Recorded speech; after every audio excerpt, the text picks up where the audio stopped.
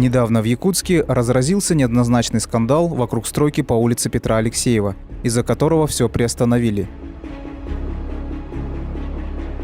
На днях в Большом зале окружной администрации города Якутска прошли публичные слушания касательно данного конфликта. На основании заявления от 15 марта 2017 года за номером 615-01 обратились к нам жители города Якутска Егорова, Матерн, Сивцева и Поморцева. В процессе обсуждения выяснилось, что даже оппозиционно настроенные граждане не против строительства. Я считаю, строить нужно, расселять нужно, но давайте при этом соблюдать градостроительное законодательство.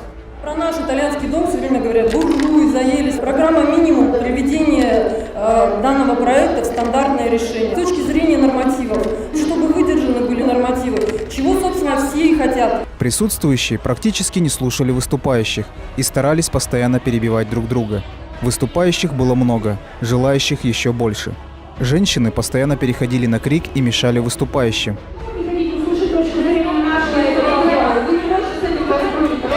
Были и более или менее адекватные выступления, которые с вниманием слушали обе стороны. Свое мнение выразил эксперт Общественной палаты города Якутска. Во-первых, градостроительные нормы соблюдать действительно надо. Есть утверждение, что подписи подделаны. Решение суда есть об этом. Во-вторых, решение суда будет, вот тогда те люди, которые утверждают, что есть подделка подписи, вот тогда они будут об этом утверждать на законном основании.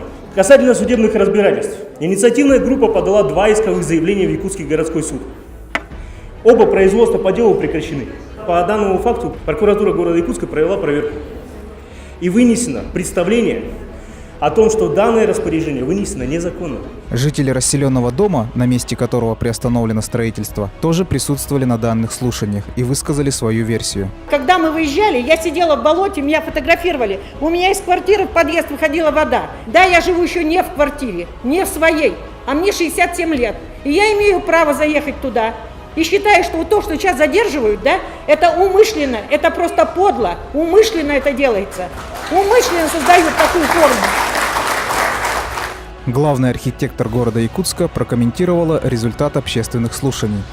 Очень эмоциональные публичные слушания прошли. Сегодня решения никакого принято быть не может, потому что мнения разные.